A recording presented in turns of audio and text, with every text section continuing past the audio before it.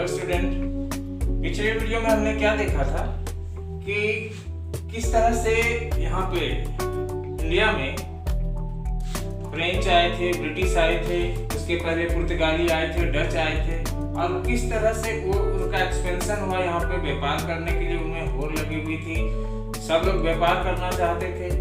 Ultimately हमने देखा था पिछले वीडियो में कि पुर्तगाली और डच यहाँ से रिटर्न हो चुके थे और अब जो रिवैलिटी थी, दुश्मनी जो थी, वो फ्रेंच और ब्रिटिश के साथ थी। तो हमने ये भी देखा था पिछले वीडियो में कि किस तरह से फ्रेंच आए थे और उन्होंने कहाँ कहाँ अपना फैक्ट्री खोला था और उसके बाद ब्रिटिश कहाँ कहाँ फैक्ट्री खोला था। और हम बताए थे कि अगला टॉपिक जो है वो कर्नाटक वार के बारे में बताएंगे।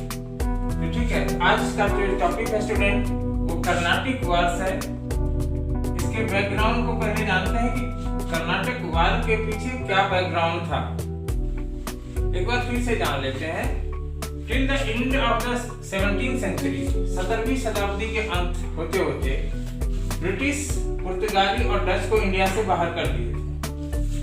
उनका कोई सेंटर यहाँ नहीं था, ट्रेड वो नहीं कर पा रहे थे। लेकिन उसका जो कंपटीशन था अंग्रेजों का फ्रांस के साथ था और ये इस समय उसका जो टेंशन था, कंपटीशन था, वो काफी पीक पर पहुंच गया था। अब वो एक दूसरे से रिवैलिटी हो गई थी। जरा सा उसको समझने के लिए लोकेशन समझ लेते हैं। ये मान लीजिए कि ये इंडिया का है, नीचे वाला साउथ वाला पार्ट। तो यहाँ पर था मद्रास। यहाँ पर क्या था? मद्रास, यानी कि आज का तमिलनाडु जिसको कहते हैं। और यहाँ पर था पौंडीचेरी। क्या था? पौंडीचेरी। तो मद्रास पर अंग्रेजों का अधिकार था और पौंडीचेरी पर फ्रांसीसियों का। और इसी आसपास होने की वजह से दोनों में बहुत टसल चलता था, दोनों में बहुत हॉस्टिलिटी था।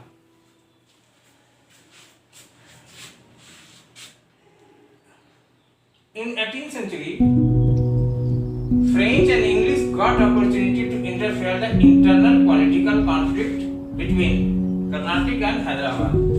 यहाँ पे एक बार और समझ लेते हैं। ये यहाँ पे ये कर्नाटक वाला रीजन है, ये वाला। यहाँ नवाब थे, यहाँ नवाब का शासन था। नवाब का नाम था अनवरुद्दीन। और यहाँ ये हैदराबाद का निजाम था। ये हैदराबाद का निजाम, जहाँ के नवाब थे निजामुल मुल्क। तो ये हैदराबाद और इधर कर्नाटक। तो ये दोनों के पीछे, इसके पीछे फ्रांसीसी था, इसके पीछे अंग्रेज था। और दोनों का जो युद्ध हुआ था इसी मैटर पे लेके हुआ था। उस समय हैदराबाद और कर्नाटक में सक्सेशन का, जैसे उत्तराधिकारी का होता है ना, वो कि अगला जो है वो राजा कौन बनेगा, गद्दी किसको मिलेगा, उसके लिए हैदराबाद और कर्नाटक दोनों जगह विवाद चल रहा था।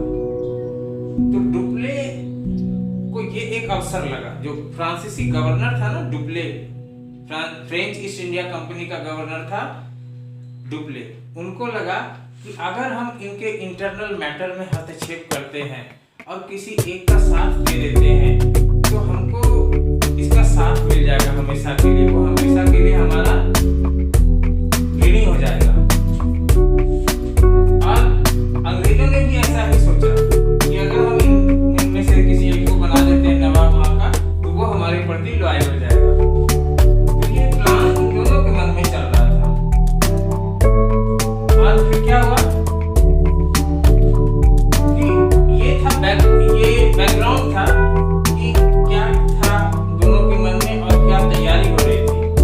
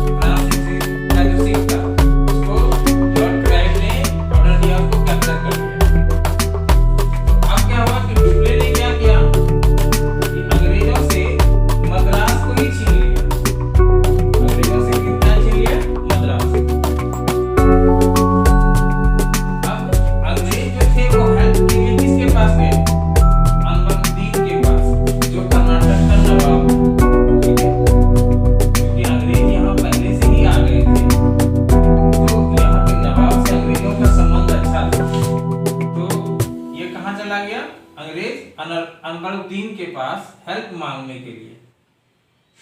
लेकिन तब तक क्या किया कि फ्रांसीसियों ने मॉरिशस से अपने फ्लीट को मंगवा लिया, यानी कि उसकी सेना वहां पर थी मॉरिशस में, वहां से मंगवा लिया और नवाब के 10,000 सेना को इसने हरा दिया फ्रांसीसियों ने।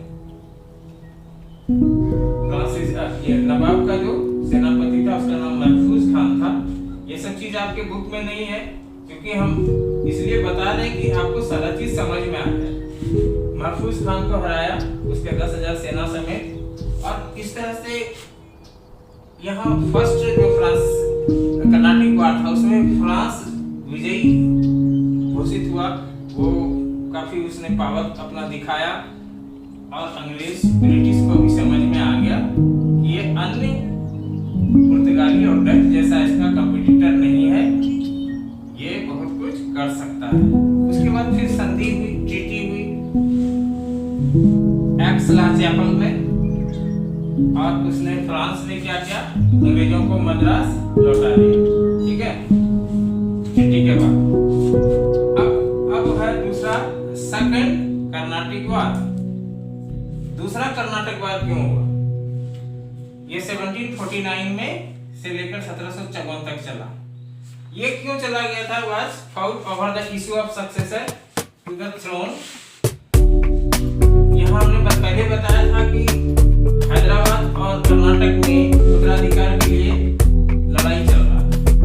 तो हैदराबाद में निजाम उल मुल्क जो थे वहां के नवाब, उस गद्दी के दो दावेदार हो गए थे। एक उसका बेटा नासिर जंग, निजाम उल मुल्क का बेटा, और एक उसका नाती मुजफ्फर जंग। ये दोनों बोल रहे थे कि मेरा इस गद्दी पर हम बैठेंगे। और सेम कर्नाटक का भी स्थिति था। कर्नाटक में भी जो उत्तराधिकार के लिए दो दावेदार थे, एक था चंदा साहिब और एक था मोहम्मद अली। कर्नाटक में जो अनवरुद्दीन थे यहाँ के नवाब, उनका बेटा था मोहम्मद अली, और ये तो नवाब कुछ नहीं था, लेकिन ये बोलता था कि इस पर हम गद्दी पर हम बैठेंगे। तो डुप्ले ने क्या किया, क्योंकि नासिर जंग का ज्यादा अधिकार था, क्योंकि वो निजाम उल मुल्क का बेटा था, तो इसका ज्यादा अधिकार था। तो सोचा कि अगर इसका साथ दे देते हैं तो हमको ज्यादा फायदा नहीं मिलेगा। इसने इसका साथ दिया, मुजफ्फर जंग का जो नाती था, डुप्ले ने, और इधर चंदा साहिब को दिया, क्योंकि इसका भी इस पर कोई लीगल राइट नहीं था कर्नाटक की सीट पर। तो चंदा साहिब और मुजफ्फर जंग को डुप्ले ने साथ दिया, और इधर जो बच गया मुजफ्फर नसीर जंग और मोहम्मद अली को ब्रिटिश ने साथ दिया, यानी कि इधर डुप्ले इधर लौट कर आए। युद्ध तो हो रहा था इंडियन जो लोग थे उनके बीच, लेकिन इसके पीछे कौन थे? एक के पीछे था फ्रांसीसी और एक के पीछे था ब्रिटिश। इनडायरेक्टली युद्ध इन दोनों के बीच हुआ, और इसका क्या हुआ कि अंग्रेज यहाँ पे भारी पड़ गए डुप्ले पर। ठीक है, और जो इसने था नासिर जंग, तो ये यहाँ हैदराबाद का निजाम बना, और यहाँ पे मोहम्मद अली कर्नाटक का बना। ब्रिटिश का जीत हुआ है, ब्रिटिश इसमें इस युद्ध में भारी रहा। फिर दोनों के बीच संधि हुई पांडिचेरी में 1754 में। ब्रिटिश कौन और डुप्ले को फ्रांस की गवर्नमेंट ने वापस बुला लिया, क्योंकि जो ईस्ट इंडिया कंपनी थी, ब्रिटिश ईस्ट इंडिया कंपनी जो थी वो प्राइवेट कंपनी थी, और जो फ्रेंच ईस्ट इंडिया कंपनी थी वो सरकारी कंपनी थी। और सरकारी कंपनी होने के कारण डुप्ले जो हमेशा युद्ध में लगा रहता था, इससे ज़्यादा खर्च होने के कारण इस देश का नुकसान हो रहा था, इसलिए डुप्ले को वापस बुला लिया गया, और उसके जगह पे चार्ल्स गोडेम को फ्रांस का गवर्नर बनाया गया। और फ्रांस का गवर्नर ये जो बनाया गया, जिसको ये बोल के भेजा गया था कि तुम जाके ट्रीटी कर लेना, संधि कर लेना, युद्ध से हमको नुकसान हो रहा है। इन्होंने आके पांडिचेरी में संधि कर ली, और इस तरह से सेकंड जो कर्नाटिक वार था वो समाप्त हो गया। उसके बाद है थर्ड कर्नाटिक वार। इसका इंडिया से कोई खास, इसका थर्ड कर्नाटिक वार का इंडिया से कोई लेना देना नहीं था।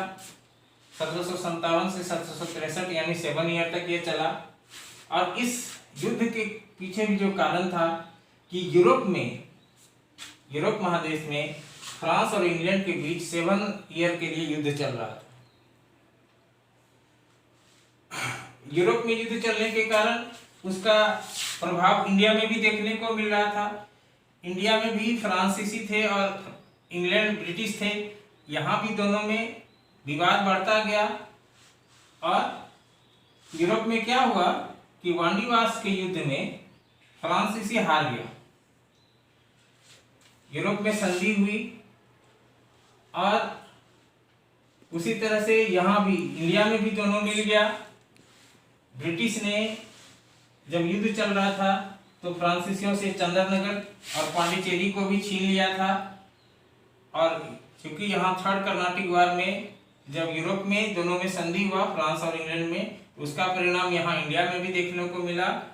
और अंग्रेजों ने फ्रांसीसियों को पांडिचेरी और चंद्रनगर लौटा दिया ट्रीटी के बाद, जो पेरिस में हुआ था। फ्रांस में जो युद्ध, फ्रांस के हारने के बाद पेरिस में जो संधि हुई थी, उस संधि के परिणाम स्वरूप ही पांडिचेरी और चंद्रनगर फ्रांसीसियों को लौटा दिया गया। और बोला कि आपको यहीं तक सीमित रहना, आगे कहीं फर्दर आपका एक्सपेंशन नहीं होना है। और इस तरह से ये तीनों कर्नाटक वार खत्म हो गया, जो कि वास्तव में व्यापार के लिए प्रतिद्वंदिता थी, सुपरमेसी दिखाने के लिए ये 3 कर्नाटक वार हुए थे अंग्रेज और फ्रांसीसियों के बीच। ठीक है, तो यहाँ तो ये हो गया। वहाँ पे ब्रिटिश ने अपना कब्जा जमा लिया, ब्रिटिश ने अपना सुपरमेसी मनवा लिया फ्रांसीसियों के सामने। और धीरे धीरे फ्रांसीसी भी इंडिया से वापस चले गए। ठीक है, अब जो है नेक्स्ट जो टॉपिक होगा वो क्वेस्ट इन बंगाल होगा, यानी कि बंगाल में किस तरह से लॉर्ड क्लाइव ने अपना चाल चला और वहाँ बंगाल को भी कब्जे में लिया। साउथ इंडिया तो इसके लगभग कब्जे में आ ही चुका था। ठीक है स्टूडेंट, मिलते हैं फिर अगले वीडियो में। Thank you.